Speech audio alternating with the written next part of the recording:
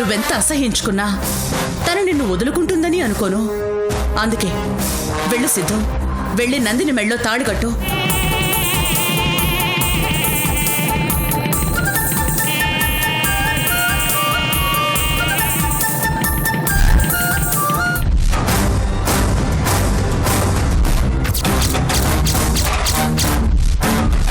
పెళ్లి చేయడం కూడా పాడు చేయడమేనా? నువ్వు నాకెందుకో చాలా డిఫరెంట్గా కనిపిస్తున్నావు. పెళ్లిలో నందిని చేసిన త్యాగం గురించి చెప్పాల్సిన అవసరం నీకు లేదు. కానీ నువ్వు చెప్పావు. సిద్ధు చేస్తున్న తప్పు గురించి చెప్పకూడదు. ఎందుకంటే నిజానికి సిద్ధు ఈ పెళ్లి చేసుకోకపోతే నందిని జీవితం పాడైపోతుంది కాబట్టి. కానీ సిద్ధు తప్పుని సిద్ధుకి గుర్తు చేశావు. నిన్ను మండపంలో చూడగాని ఈ పెళ్లి ఆపడానికే వచ్చావనుకున్నారంతా. కానీ నువ్వొచ్చి ఆగిపోతుందనుకున్న పెళ్లిని జరిపించావు. అటు నందిని కోరిక తీర్చినట్టు కనిపించావు, ఇటు సిద్ధు కోపాన్ని తీర్చినట్టు కనిపించావు.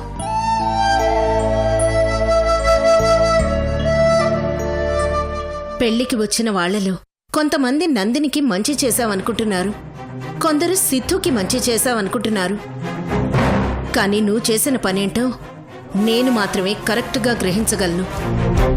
ఏ వచ్చిన వాళ్లలో నీ అంత తెలివితేటలు గలవాళ్ళు ఎవరూ లేరనా? కాదు, నిన్ను చిన్నతనం నుంచి నా అంత దగ్గరగా చూసిన వాళ్ళు లేరు. అందుకే వాళ్లకంటే నాకే బాగా తెలుసు.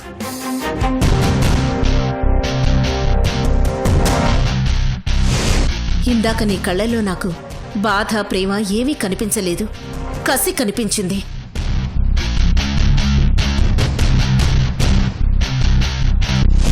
నందినిని తొక్కేయాలన్న కసి కనిపించింది.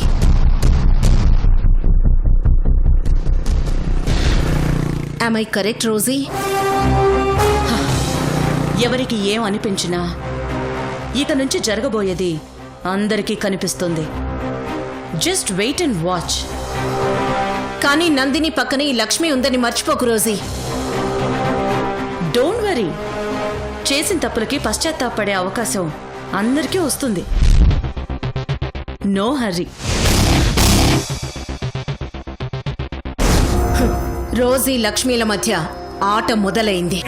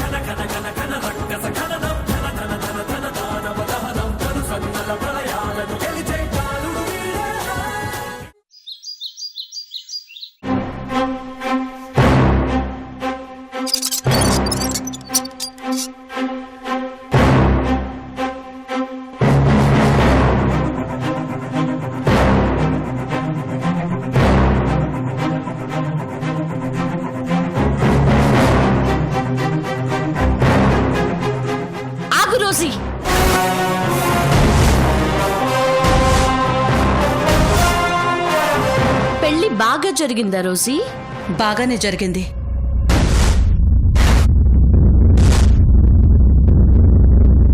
పెళ్లికి పెద్దవి నువ్వే అనుకుంటా. అందుకేనే పాపం చెడిపోబోతున్న పెళ్లిని నీ చేతుల మీద జరిపించొచ్చు. ఈ ప్రశ్నకి సమాధానం ఇక్కడే చెప్పాలా, లేకపోతే లోపలికి చెప్పొచ్చా? గుమ్మం దగ్గర అడిగితే చిన్నతనంగా ఉందా? ఆపే ముందు ఆపే అంత స్థాయి మనకుందో లేదో చూసుకోవాలి కదా అశ్విని.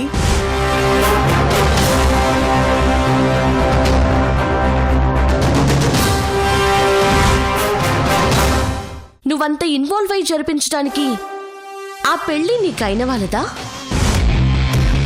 పోనీ ఆత్మీయులదా? కాకపోతే స్నేహితులదా? నీకన్నీ తెలిసేమో. తెలుసు కాబట్టి ఎందుకు జరిపించావో అర్థం కాక అడుగుతున్నాను రోజీ. నీకు సంబంధం లేని పెళ్లికి వెళ్ళి దగ్గరుండి పెళ్లి జరిపించిన నీకు కంటి ముందు పెళ్లిడికొచ్చిన ఆడపిల్ల మాత్రం కనపడ్డం లేదు కదూ. ఇదిగో ఈ పెద్ద మనిషి మనిషి ధర్మాన్ని మర్చిపోయి జంతు ధర్మాన్ని పాటిస్తున్నాడు. అశ్విని, నిన్ను కన్న తండ్రి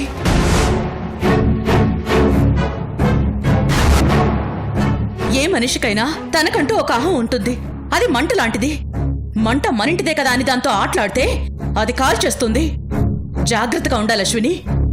ఎవరి అహాన్ని కించపరచకూడదు. ఏ రోజీ అల్లుని ఒక్క మాటింటే రోషం పొడుచుకొచ్చిందా?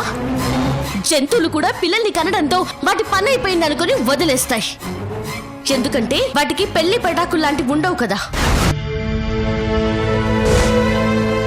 ఈ పెద్ద మనిషి కూడా తను చేయాల్సిన పనులు చేయట్లేదు కదా.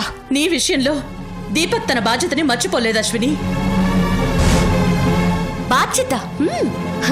ఏ సంబంధం లేని వాళ్ళకి, మీ సర్వనాశనం కోరుకుంటున్న వాళ్ళకి పీటల మీద తండ్రి స్థానంలో కూర్చొని పెళ్లి చేయడం బాధ్యత. తను కన్న ఆడపిల్ల నోరు విడిచి పెళ్లి చేయమని అడిగితే పట్టించుకోకుండా తిరగడం బాధ్యత కదా.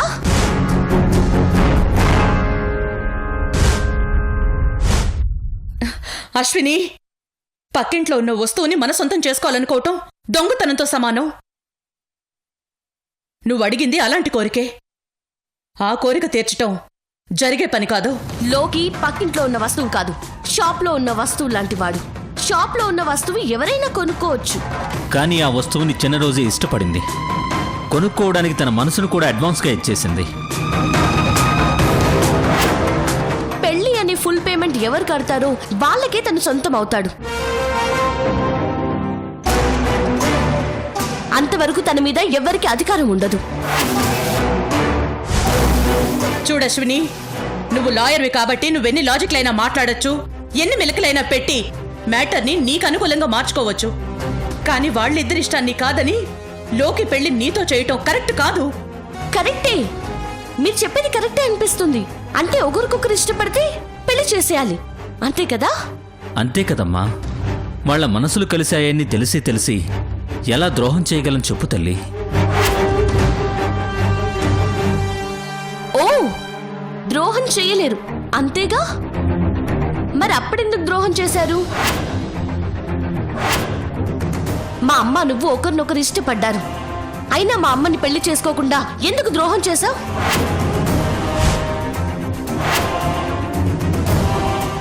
వాళ్ళిద్దరి ఇష్టం గురించి తెలిసి నువ్వెందుకు వాళ్ళిద్దరికి పెళ్లి చేయలేదు? ఇప్పుడు ఇంత గొడవ జరిగి పెళ్లి పీటల మీద ఆగిన పెళ్లినే అందరికీ నచ్చ చెప్పి ఒప్పించగలిగిన దానివి అప్పుడెందుకు అందరినీ ఒప్పించడానికి ప్రయత్నించలేదు?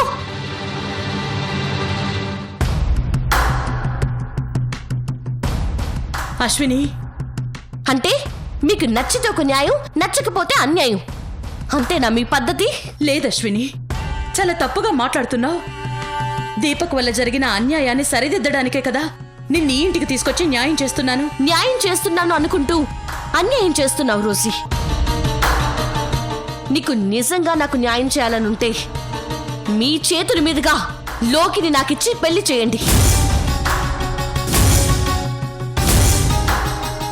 లేదంటే మీ చేతుల మీదుగా మీరే నన్ను మెడబట్టి బయటికి తోసేయండి. అశ్విని, అవును రోజీ, ఏం చేయాలో మీరే డిసైడ్ చేసుకోండి. ఉరికంబం మీద నిలబెట్టి కాళ్ల కిందున్న ఆధారం తీసేయమని అడుగుతున్నట్టుందమ్మా.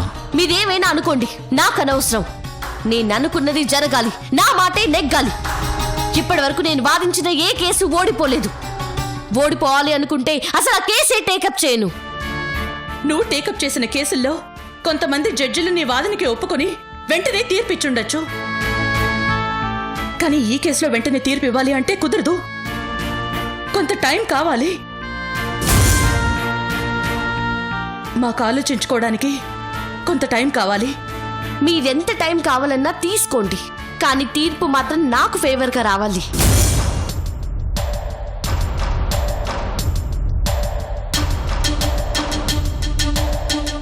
టైం తీసుకోమన్నాను కదా అని రోజుల తరబడి ఆలోచించకండి రోజీ. నా దృష్టిలో ఒక సెకండ్ ఒక సంవత్సరంతో సమానం.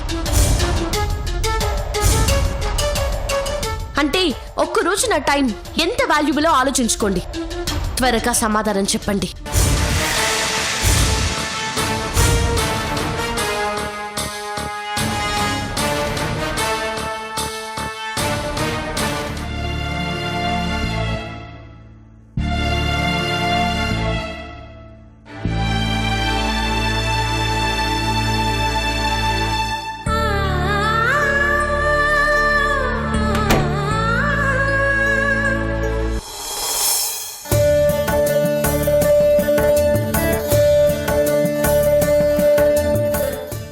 ఆగు.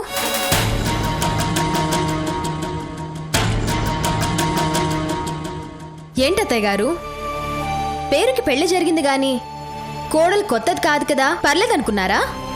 లేదంటే పద్ధతే మర్చిపోయారా? అదేం లేదమ్మా.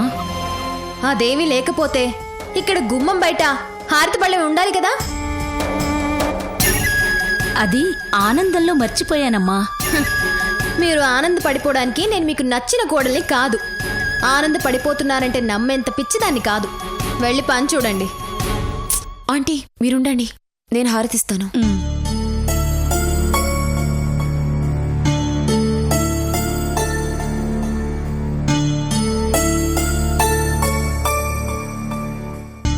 Rosie, పాటేది Rosie? నాకు హారతి పాట రాదు నందిని. సినిమా పాటలొచ్చు కదా, అది పాడు. మంత్రాలు లేని పెళ్లి, పాట లేని హారతి నాకు నచ్చవు.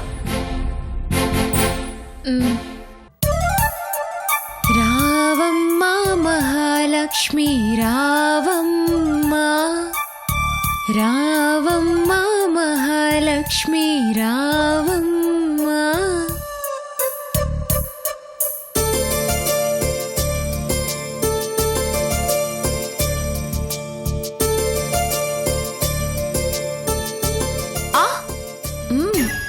ఆగు నందిని, అన్ని పద్ధతి ప్రకారం జరగాలనుకున్న దానివి పద్ధతి ప్రకారం పేర్లు చెప్పకుండా లోపలికి ఎలా వెళ్తావు? అబ్బా, సిగ్గు నటిస్తూ చెప్పాలా? నటించడం అలవాటే కదా. ఈ రోజు రాత్రికే ఈ కోపమంతా పోగొట్టేస్తాను సిద్ధు. రోజు అనుకున్న ఆటలన్నింటికి అడ్డుకట్ట వేసేస్తాను. నందిని, ఏంటలా చూపులతోనే కొరుకు తినేస్తున్నావు? సిద్ధుని ఫస్ట్ టైం చూస్తున్నావా ఏంటి? అదిగో నటించాలా అన్నావు, నిజంగానే వచ్చింది సిగ్గు. అదే సిగ్గుతో సిద్ధు పేరు చెప్పేసి. నేను సిద్ధు వచ్చాం. ఏంటి పూరీలు దోశలు తింటాను అన్నట్టుగా ఉంది. ఏ ఎప్పుడు ఎవరి పెళ్లికి వెళ్ళలేదా? ఏ సినిమాలో చూడలేదా? పద్ధతిగా పేర్లు చెప్పు నందిని. ఓకే, నేను నందినిని, మా అత్తయ్య మాణిక్యం, మా మావయ్య కాంతారావు, వాళ్ళ అబ్బాయి సిద్ధార్థ, అదే మా ఆయన సిద్ధార్థ వచ్చాం. అది లెక్క. సిద్ధు, ఇప్పుడు నువ్వు చెప్పు. ఎందుకు రోజు ఇవన్నీ? హలో, అవేం కుదరదు, చెప్పు. ఇవన్నీ నాకు ఇష్టం లేవు రోజీ, ప్లీజ్. నలుగురితో నారాయణ, కులంతో గోవింద అన్నారు. చెప్పు సిద్ధు. నేను తను వచ్చాం. తను వెట్స్ మను చూసావా? నేను నా భార్య వచ్చాం. నీ భార్య ఎవరు? నేనా, తనా, ఇంకెవరైనానా? అబ్బా రోజీ, నేనా? నేను నా భార్య నందిని వచ్చాం, సరేనా? ఆంటీ, లోనికి కుడికాలు పెట్టి వెళ్ళండి.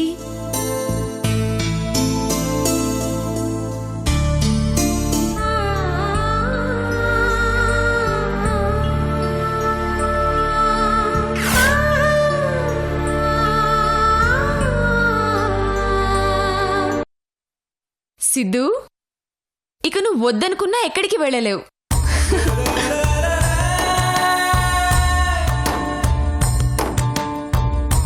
ఈ ముడి విప్పేసిన ఈ మెడలో పడిన ముడి మిమ్మల్ని విడిపోనివ్వదు.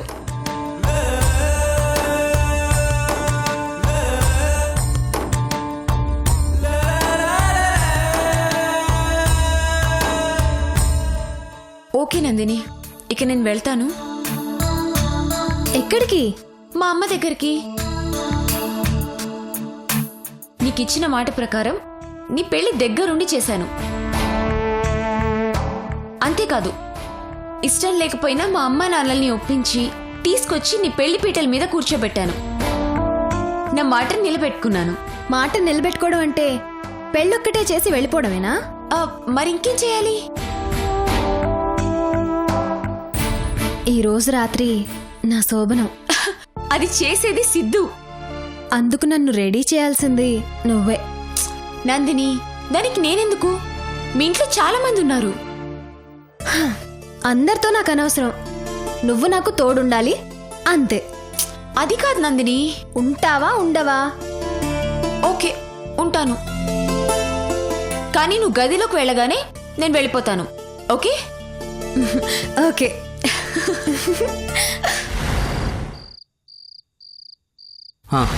ఎప్పుడు జరిగింది? ఓకే, మీరు అక్కడికి వచ్చేయండి, నేను అలాగో అక్కడికి వచ్చేస్తాను.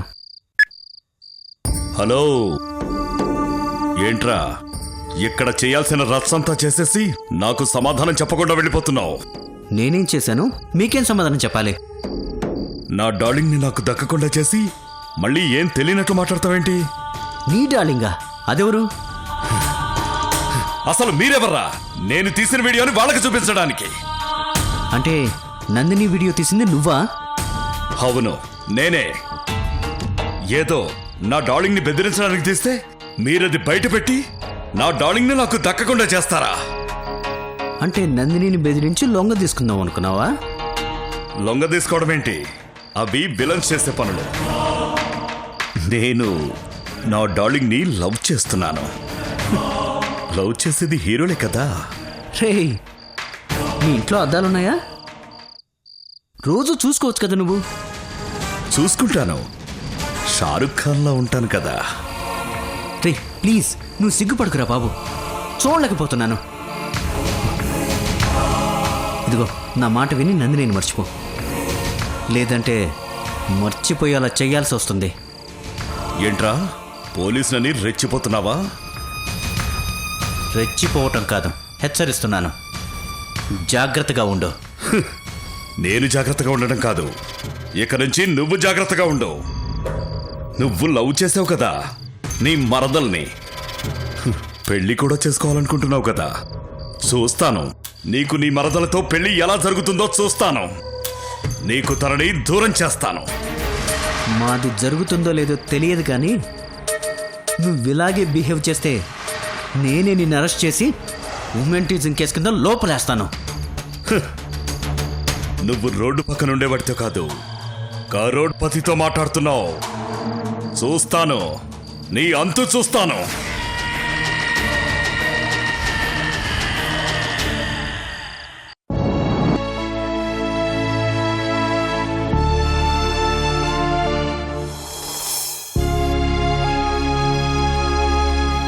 నందిని పెళ్లి హడావిళ్ళలో నేనొక విషయం గురించి సరిగా గమనించలేదు.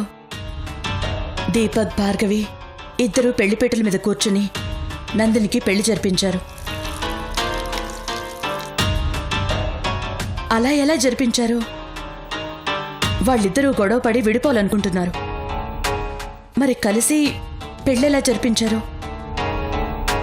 ఒకవేళ కలిసిపోయి ఉంటే వాళ్ళు కూడా ఇక్కడే ఉండేవాళ్ళు కదా. అంటే ఎక్కడో ఏదో జరిగింది. ఏం జరిగిందో ఒకసారి దీపక్ని అడగాలి.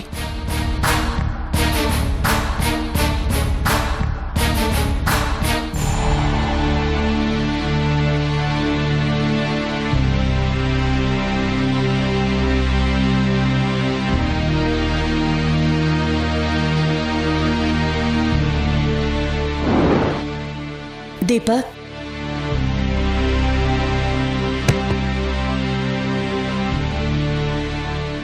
ఏంటంటీ, ఏంటి ఇలా వచ్చారు?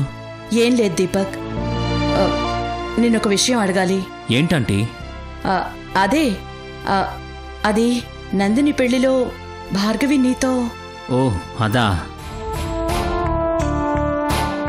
అదంతా చిన్న రోజు బలవంతం వల్లే జరిగిందంటీ. మేము ఎంత వద్దనుకున్నా తనే బలవంతంగా మమ్మల్ని ఒప్పించింది.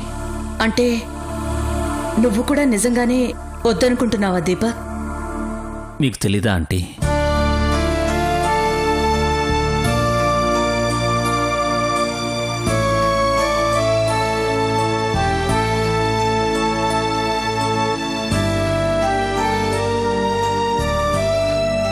పెళ్లిలో ఏం జరిగినా ఇక్కడ జరగాల్సింది మాత్రం క్లియర్గా అర్థమయ్యింది.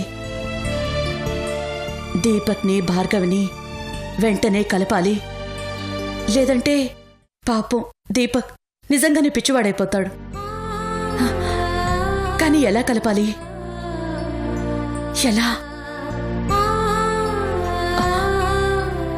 ఎస్,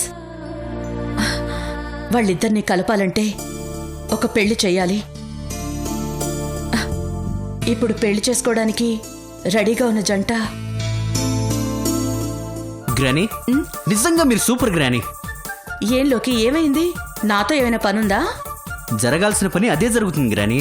కానీ మీరు జరిపించిన పెళ్లి మ్యాటర్ ఉంది చూడండి, అది మాత్రం హైలైట్. అసలు మీరు అక్కడికి వచ్చి మాట్లాడుతుంటే వెంటనే పెళ్ళాగిపోతుంది అనుకున్నారంతా. కానీ మీరు వెంటనే యూటర్న్ తీసుకొని సిద్ధుని పెళ్లి చేసుకోమని చెప్పారు చూడండి. అబ్బాబాబాబాబ్బా, ఏం చెప్పారు గ్రానీ? దెబ్బకి సిద్ధు పెళ్లి కొప్పేసుకున్నాడు అంతే. లోకి అసలు ఈ ఉపోద్ఘాతం అంతా ఎందుకు? అంటే అసలు ఎంతో గొడవపడి ఇక ఆల్మోస్ట్ కట్ అయిపోతారు అనుకున్న జంటనే కలపగలిగిన మీరు తలుచుకుంటే అసలు గొడవే పడకుండా ఎంతో ప్రేమగా ఉన్న జంటకి ఎంతో ఈజీగా పెళ్లి చేసేయగలరు. లోకి ముందు కూర్చో. అసలు కథ ఏంటో ఇప్పుడు చెప్పు. అంటే అది గ్రానీ, అదేంటంటే ఏంటి లోకి ఇంతసేపు లేటెస్ట్ 4G ఫోన్లా లొడలొడ స్పీడ్గా మాట్లాడేసి అసలు విషయం చెప్పమంటే నెట్వర్క్ లేని ఫోన్లా అలా స్లో అయిపోయావేంటి? అంటే గ్రానీ, అది ఎవరి పెళ్లి గురించి వాళ్ళు అడగలేరు కదా. అర్థమైంది లోకి. నీకు రోజీకి పెళ్లి గురించే కదా నువ్వు చెప్పేది? ఎస్, మీరు సూపర్ గ్రానీ, భలే క్యాచ్ చేసేసారు. ఓకే ఓకే, మీ పెళ్లి చేసేద్దామనే అనుకుంటుంది. ఇదిగో ఈ వేడి పాలు తాగు. మూడు అదే మారిపోతుంది.